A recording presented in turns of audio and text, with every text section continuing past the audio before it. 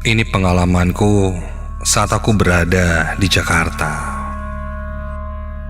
Namaku Gema, asalku dari Padang. Aku berangkat ke Jakarta karena harus melakukan tes masuk kerja selama 3 hari. Di Jakarta aku punya teman yang ku kenal bernama Kerry. Dia adalah sahabatku sejak SMA yang sudah lama merantau ke Jakarta. Sesampainya di Jakarta, aku dijemput olehnya dan langsung menuju tempat tinggalnya. Perjalanan pun tidak begitu lama, sampai akhirnya aku sampai di gedung apartemennya. Bentuknya sudah modern dan minimalis. Dari luar saja aku sudah merasa nyaman. Kerry langsung mengajakku naik menuju kamarnya yang berada di lantai 5. Sampai di sana, aku bilang pada Kerry bahwa aku berterima kasih lah. Jadi ngerepotin dia karena harus menginap di sini sementara, kurang lebih selama 3 hari.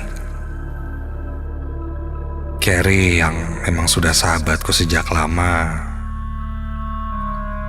dia sangat santai. Bahkan dia bilang, anggap saja rumah sendiri.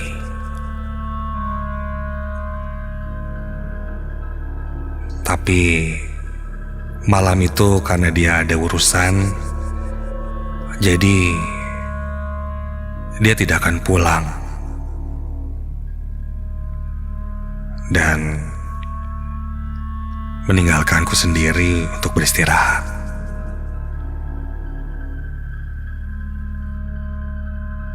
Setelah itu Kerry pergi.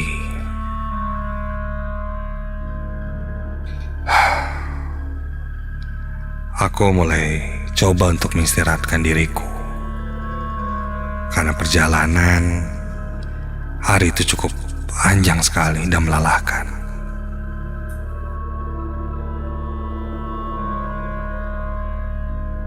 Singkat cerita,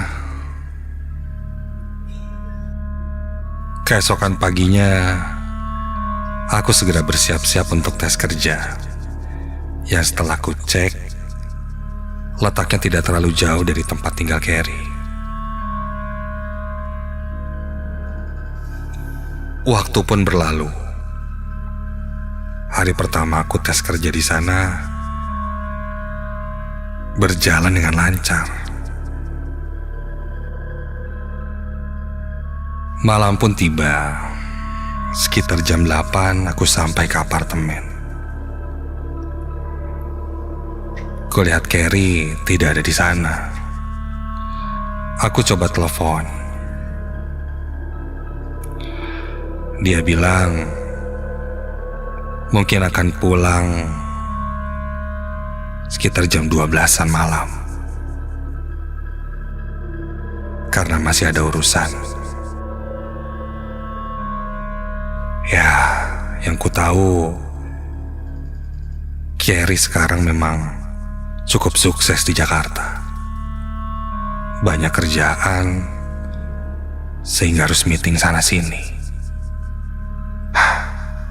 Ya sudahlah.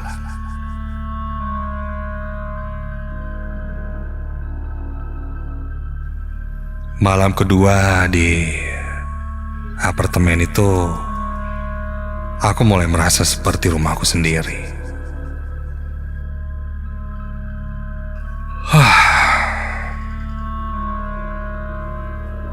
Aku merebahkan diriku di atas tempat tidur, mencoba untuk istirahat. Sampai tiba-tiba aku merasakan kok gerah sekali, panas. Padahal Rasanya tadi AC menyala. Kok gerah banget ya? Aku cek AC menyala dengan normal, tapi kenapa badanku terasa panas?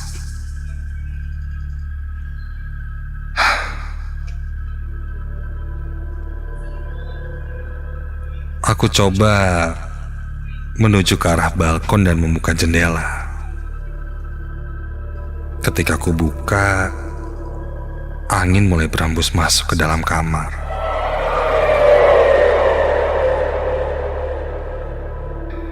Namun rasanya tidak ada yang berubah. Malah makin panas ketika aku buka jendela. Ku tutup kembali dan coba mengecek ruangan lain. Apa mungkin AC-nya sedang rusak kali ya? Ketika aku berjalan-jalan di ruangan kamar, tiba-tiba terdengar suara cicak. Iya, seperti suara cicak.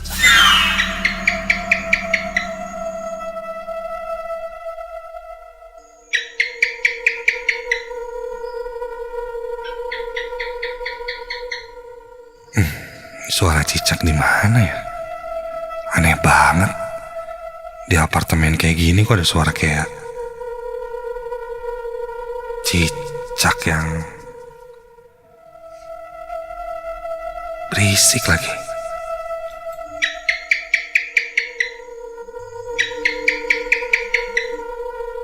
Suara cicak yang kudengar itu terdengar sangat nyaring.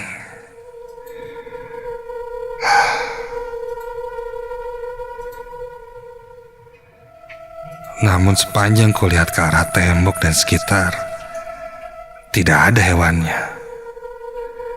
Hanya suaranya saja.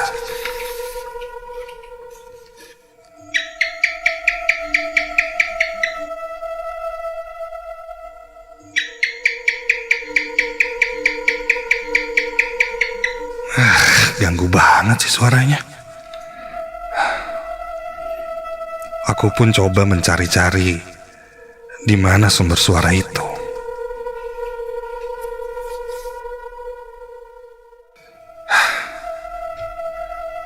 Sebelumnya tidak pernah terdengar. Tapi semenjak aku buka balkon, sepertinya ada cicak yang masuk kali ya. Aku pun berjalan ke arah balkon yang saat itu tertutup oleh gorden.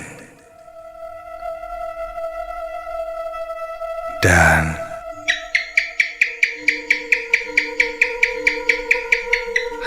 iya, suaranya nampak lebih dekat ketika aku mendekati balkon. Aku pegang gorden, dan ketika aku tarik dan membuka gordennya,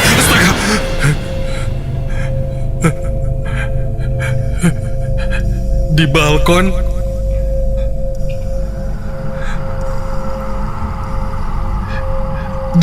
itu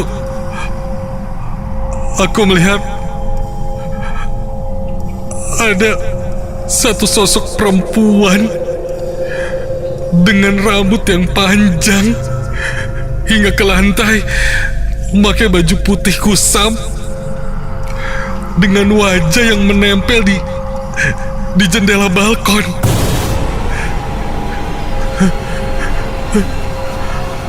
Matanya putih semua dengan mulut yang menyeringai.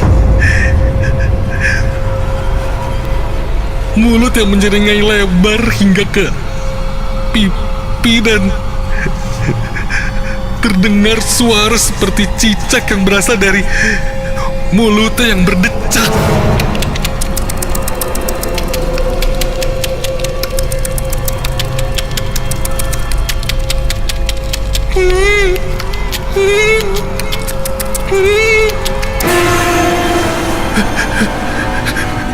Ternyata itu bukan suara cicak, tapi suara dari sosok perempuan itu. Wajahnya menempel di kaca dengan ekspresi yang sangat menyeramkan. Mulutnya terus mengecap, membuat suara itu yang sangat menakutkan. Dan tiba-tiba aku yang tak bisa bergerak karena kaku melihat sosok itu ada di depanku semakin mematung ketika wajah sosok perempuan itu terlihat menembus kaca.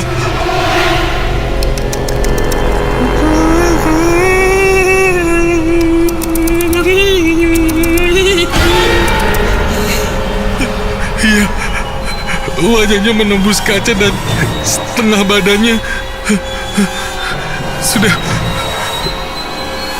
sudah masuk ke ruangan.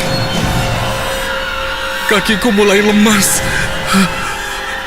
badanku mulai terjatuh dan aku pun tersadarkan diri.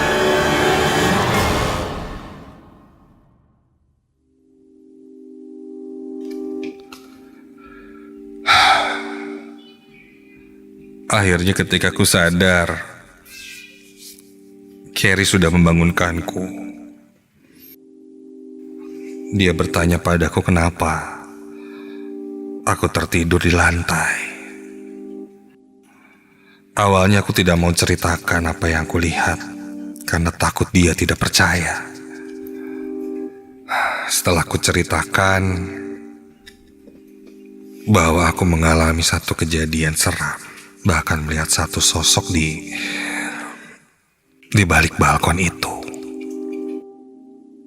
Carrie hanya bertanya apakah aku membuka pintu balkon di malam hari. Aku pun menjawab iya. Carrie bilang dia pun pernah mengalaminya. Kejadiannya selalu terjadi sesaat setelah membuka balkon. Carrie tidak memberitahuku karena dia berasumsi aku mungkin tidak akan membuka balkon. Dia bilang di seberang apartemen ini ada pemakaman umum. Saat itu, ketika dia sempat membuka balkon dan melihat keluar, dia melihat ada satu sosok berbentuk seperti perempuan kuntilanak yang terlihat dari bawah pemakaman umum dan tiba-tiba terbang ke atas menuju ke lantainya. Sejak itu, dia tidak berani lagi membuka balkon di malam hari. Dan mungkin itu sosok yang sama yang datang ke kamar ini. Dan setelah itu, kami pun langsung menutup gorden balkon. Dan jika sudah malam tiba,